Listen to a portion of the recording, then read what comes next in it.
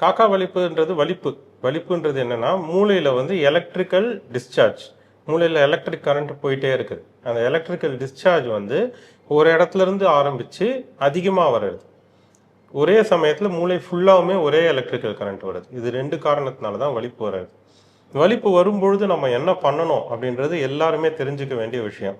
வலிப்பு வந்தால் ஒருத்தர்கிட்ட இருந்து நம்ம விலகி போகிறதோ, அவர் சுற்றி கூட்டமாக நிற்கிறதோ அதெல்லாம் வந்து பண்ணக்கூடாது. கையில் இரும்பு கொடுக்கறது அந்த மாதிரி எந்த விஷயமே பண்ணக்கூடாது.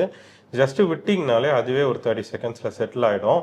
அந்த சமயத்தில் நீங்கள் கூட்டமாக அவரை கூடி நின்றுட்டிங்கன்னா அவருக்கு போக வேண்டிய ஆக்சிஜன் சப்ளை கட் ஆயிரும். ஸோ அவர் எங்கேயும் இடிச்சிக்காத மாதிரி அவரை வந்து சுற்றி இருக்கிறதெல்லாம் நகர்த்தி வச்சுட்டு அவரை முடிஞ்சால் ஒரு சைடு திருப்பி வச்சிங்கன்னா அந்த எச்சல்லாம் உள்ளே போகாமல் வெளியில் வந்துடும். ஒரு 30 செகண்ட்ஸில் அதுவே நின்று போயிடும் வலிப்பு. சில பேர் நாக்கு கடிச்சிக்கிறாங்க டாக்டர்.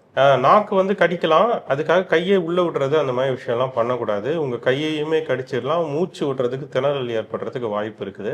அது வந்து மோஸ்ட்லி நாக்கு துண்டார அளவுக்கெல்லாம் யாருமே கடிக்க மாட்டாங்க.